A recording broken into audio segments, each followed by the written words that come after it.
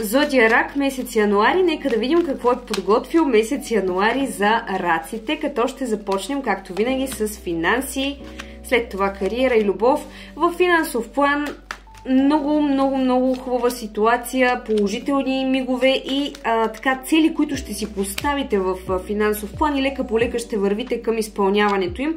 Тръгнали сте вече по един път, поставили сте основите, но оставете всичко негативно в 2024 година, защото 2025 година ще дойде с много положителни новини в финансов план за вас. Януари месец може би няма да забележите големи драстични промени, но ще усетите как вече нещата в финансов план ще потръгнат, ако промените вашата нагласа.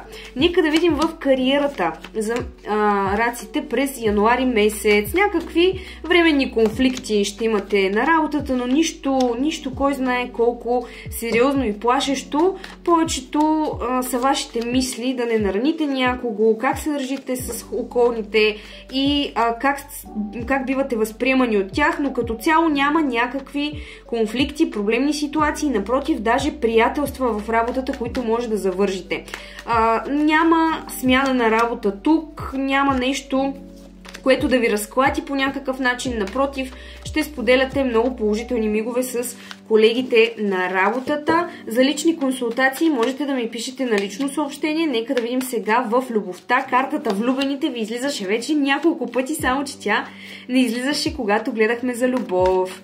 В любовта ще си почакате тези, които не сте срещнали партньор. Известно време ще ви е необходимо търпение. Хората, които са имали някакво партньорство преди, връзка в миналото, могат да разчитат, че тази връзка може да се възобнови, но само единствено ако вие пожелаете. Също така, хората, които вече имат връзка, да внимават да не нагрубяват своя партньор и да не приемат нещата, които техният партньор казва твърде лично и навътре. Възможно е да има някакви конфликти, за това го казвам.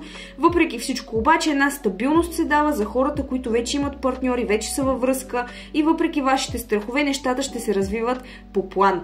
Пожелавам ви едни прекрасни празници, скъпи раци. Пишете ми на лично съобщение за лични консултации. Също така напишете за коя зодия да е следващото видео и до скоро!